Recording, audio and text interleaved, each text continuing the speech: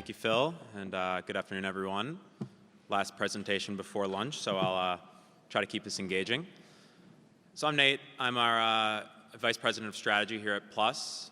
We're a branded products manufacturer based in California. I focus on both sort of the commercialization and growth of the business, as well as sort of the early fundraising and IPO efforts that happened in 2018.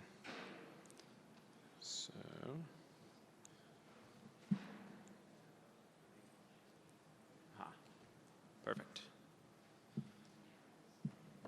So first, our vision. We like to keep it very simple and straightforward in our business model in a very complicated landscape. At our core, in the past and in the future, Plus is about focus and building a brand. Building that brand by starting and winning in the largest and most competitive cannabis market in the world, in California, and expanding to new markets both in the US and globally.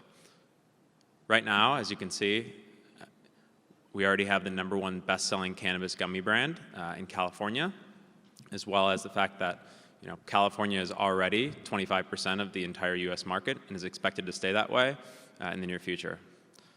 So before I get more into Plus, I want to talk more broadly about why did we choose the path that we did in terms of being hyper-focused, focused on branded products, edibles, and why California. So at our core, Plus is a CPG company focused on building a brand. You look at other industries and you see that most of the time there is focus in at specific pieces of the value chain. And so we think that the strongest companies in the world historically have been typically built on that focus at different pieces. And the essence, as we like to say from Michael Porter, the essence of strategy is choosing what not to do. We look at the cannabis industry and we see a ton of businesses that are focused on different aspects of the value chain in an extremely rapid growing environment. Plus has chosen the route of being hyper-focused because we think that that is the best way to focus on execution. The reason we focused on CPG in the first place is we believe it has the highest value potential as we look at other comparable industries, both from an EBITDA perspective and from a price to sales perspective. We think that this is the best place to build a brand, to build a profitable and long-term valuable business. So at our core, why did we choose edibles? Edibles is a smaller piece of the market. You've seen very little focus among some of the larger businesses in this space. We believe that in order to build a brand, you have to focus on the areas farthest away from the plant. And you look at other typical agricultural products, whether it be corn, through corn syrup, through additive products, to anything to high-end wine. We believe that the largest and the biggest mass brands will be built in things far away from the plant. And we think the data tells that story as well.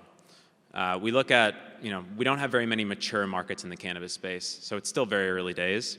But we see in the Washington, Colorado market here, for example, you look at how some of the key categories have changed in price over the last 5 years since recreational legalization was put into place. And you see that flower and concentrates have seen quite a bit of price degradation over time, whereas edibles and tinctures have actually increased in price in that same time window. So we think in order to build a brand, you need to be in a place where there is actually defensible price premiums, and even as the input material cost and the supply chain gets more efficient, continues to come down, we expect edibles to be able to retain their price premium and be the best place to build a brand. Now, we've also seen a ton of increase in adoption in edibles as well. So if you look at California, for example, which is where we play, which is where our sort of core market is, we've seen it increase as a percentage of the market, especially with that key catalyst being the beginning of 2018, where we transitioned from the medical to the recreational market. And we've continued to see this change, especially as everybody has seen with the recent news in the vape markets. We've already started to see some early indications of this trend continuing to accelerate. So one thing many people do know is that California is the largest legal cannabis market in the US and the world. What a lot of people don't realize why it's such an important battleground for building brands is its rich legal history of medical legalization. It's had over 20 years of a medical market, which has borne a ton of brands, a ton of products that have a lot more operating history than many cannabis companies today. So we think in order to really build a brand that can compete on shelves in newly created markets with new operators, California is the best place to prove out that you have a winning brand. So now moving into Plus specifically, like I mentioned, Plus is really focused on building the world's largest cannabis brand, and we really want to focus on taking a successful formula that can be shown in California to new markets with new products and ultimately reach new consumers. So what we'll talk first about is how did we develop a winning brand in California, which we have, I think, a little bit of a unique approach compared to some of the other players in the industry. And then objective two is how do we replicate that into new markets and new products and ultimately reach new consumers. So I think we look at the cannabis industry today, we see a ton of companies, whether it's with one brand or multiple brands, throwing out hundreds or thousands of SKUs, and a brand is much deeper than a label and a logo. And with a lot of the largest brands and most iconic brands today, they start with a product, something memorable, something that consumers buy once and come back and buy again and again over a long period of time with consistency and a holistic consumer experience. Plus already has that established iconic product. So Plus, over the last 18 months, has had the #1 best-selling cannabis product across all categories. That includes flower, vape, tinctures, as well as the #2 best-selling cannabis product since recreational legalization has been put into place. And looking across all markets, given California's size, we actually have the #1 best-selling consumable product as well across all markets. So we've started with that core identity of what our brand is, and we've intentionally kept our SKU portfolio extremely concentrated to stay consistent with those goals. And so it's not only just about individual products, but how does that look in terms of market positioning? Along with having that leading product, we also have created in that the #1 gummy brand in California, which is the largest edibles segment, and what's approaching a more defensible market share at 21%. And this only with four full-time SKUs, an extremely concentrated portfolio, and a heavy focus on product quality and concentrated sales and marketing. So, as I mentioned, how did we get here, right? I mean, there's a lot of people that have products out in the market, people that have different brands across different verticals. But the way we've gotten here is really by focus and creating a consistent, high-quality product with a consumer experience that you can bet on every single time. You hear a lot about long-term build-outs of facilities and commercial kitchens being a small part of that. For us, it's about manufacturing a food-grade manufacturing facility with folks who have decades of food manufacturing experience and bringing together products with award-winning chefs to chemists to marketers and innovators. And so for us, we've really focused on both the new consumer and those who are just coming back into cannabis after not being in it for a long time. And so all of our products contain at most 5 milligrams of THC per piece. They're safe and approachable for all levels of cannabis consumers, and they really focus on consistency. So while the regulations actually require approximately 10% variance from tin to tin or package to package, we strive to be far above that, and we actually focus not just about meeting regulatory requirements, because that's the easy part. The hard part is creating a consistent experience with every single piece that you have and every single time that you buy it. So this approach, as mentioned, has really allowed us to achieve and sustain a market leadership position in the California market. So gaining that #1 position in the California gummy market in Q3 of 2018 and sustaining it through the last few quarters. So now that we have developed a winning brand in California around a core identity and a core set of products, we work now to really grow our national brand through new markets, new products, and new consumers. And while we still have a lot of work to do in California, which is today a $3 billion industry and is projected to be over $6 billion, we need to set our foundation in additional new markets. So first, as you look at the THC markets developing in a number of fragmented spaces, we saw the biggest opportunity to extend our brand nationally in the hemp CBD space. So we partnered with international superstar John Legend and one of the leaders in sleep in Casper to launch a direct-to-consumer CBD hemp gummy product. And this launched in about 4 weeks ago now and gives us access to consumers in 43 states across the country, which gives immediate access to consumers directly to their homes. And we will be focusing on building this direct-to-consumer business and eventually transitioning into the wholesale marketplace. So one of the things that was core in this strategy is keeping the brand and the architecture consistent in order to actually leverage this to forward market ourselves into new markets. So we have this very similar look and feel, the same value proposition, same profile in order to really build our brand equity before we launch into new THC markets. Also, not only does it give it access to these consumers, but it's a sizable marketplace that's growing rapidly. Estimates, obviously, with a large range, but many are expecting the hemp CBD market to be upwards of $20 billion within the next 5 to 10 years, with a big component of that coming from ingestible products. So not only are we starting with the hemp CBD as a way to reach a much broader audience, but we've started our expansion into new cannabis THC markets as well. So we just announced about 3 weeks ago that we've hit shelves in the Nevada market. We chose the Nevada market for sort of 2 core reasons. One being the vast tourist network of over 40 million tourists every year, and the fact that it's going to be over $1 billion market within the next 3 years.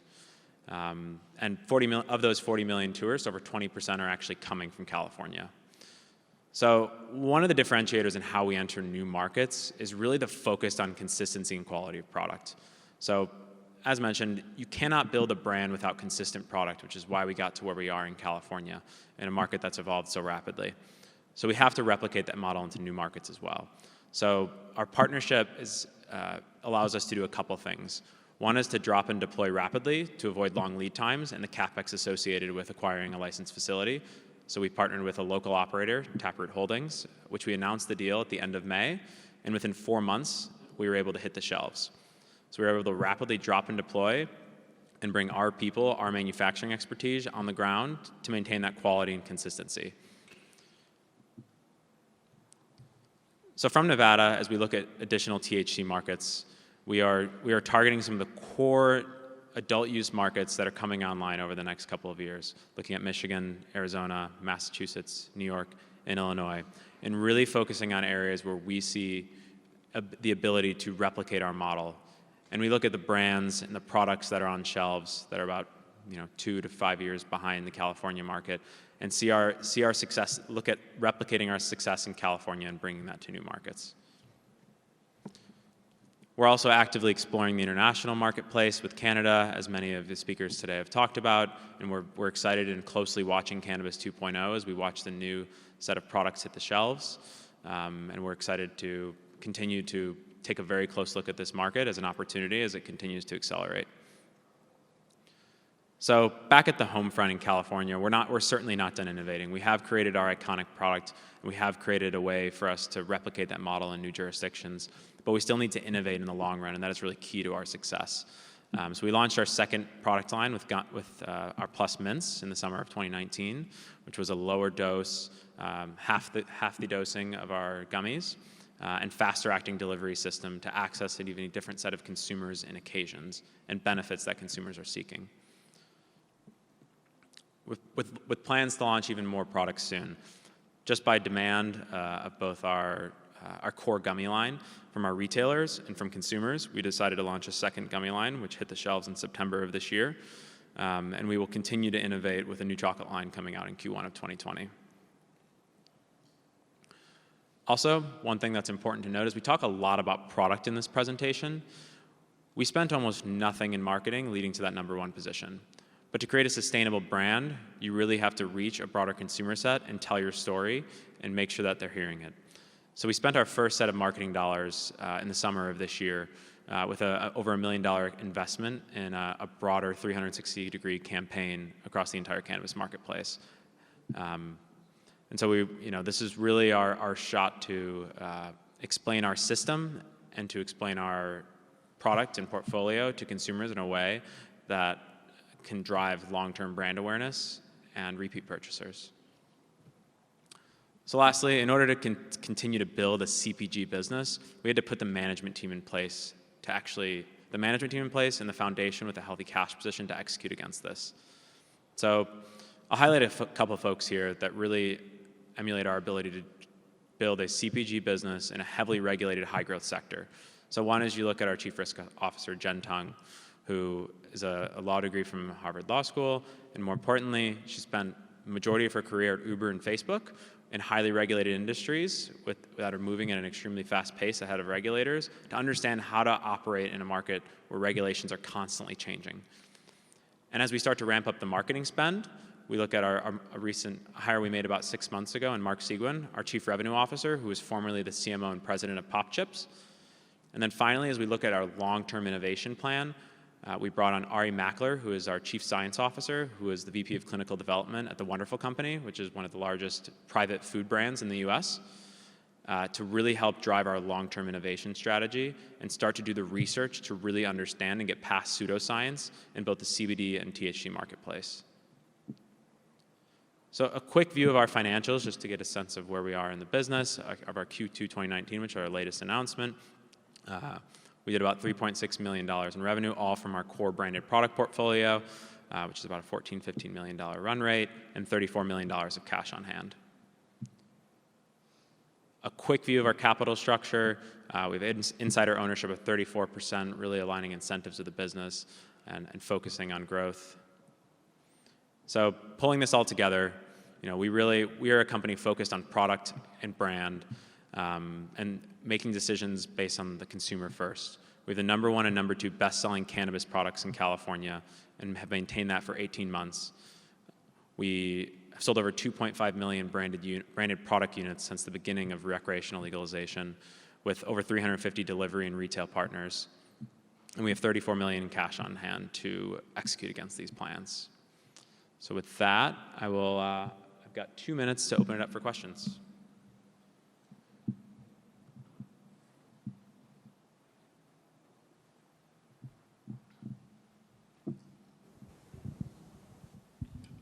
One of your slides said number 1 brand in California, and I saw it was a BDS Analytics. What was that measured on? Revenue, acceptance, numbers, units sold? What's that metric? Great question. So that was by BDS Analytics, and both BDS and Headset agree on this subject. So it was actually based on estimated retail sales. So BDS and Headset are both 2 of the more prominent syndicated data sources, which project the size and competitive landscape of the market based on actual retail sales from retailers throughout California. Just a question on competition here. You guys do have the number 1 share right now, but there's a number of brands coming in from Washington, Oregon, and Colorado in particular into California over the next kind of 6 to 9 months. How do you plan to defend against that onslaught of competition? Yeah, that's a great question. We're going to continue to see increased competition in this space in an area where we believe is the best place to build a brand. So a couple of things that we've done on that front is, one, really focusing on our sales and field marketing efforts within the retail stores. The California landscape is extremely fragmented on the retail storefront, so developing those relationships and creating programs that can incentivize these stores to partner with you long term is really critical to defend against new entrants. And we haven't seen any new entrants into California take leading share yet, but we are seeing definitely an increased competition, and our focus will continue to be on product and starting to get our marketing messaging out there. Thank you. Question regarding your hemp CBD edibles. What regulatory challenges do you have with those, or is there anything of concern with the recent Farm Bill and the limits on CBD? Yeah, no, great question. I think there's a couple things to be wary of in a brand new segment that's opened up. I think for us, the thing we have to watch the closest is making claims around the benefits of CBD. We're still in very early days about what the benefits are of CBD, and so that's why we brought on people like Ari Mackler, our Chief Science Officer, to start to do the real work to understand the science behind it before we start making claims into the marketplace. Great. Thank you so much.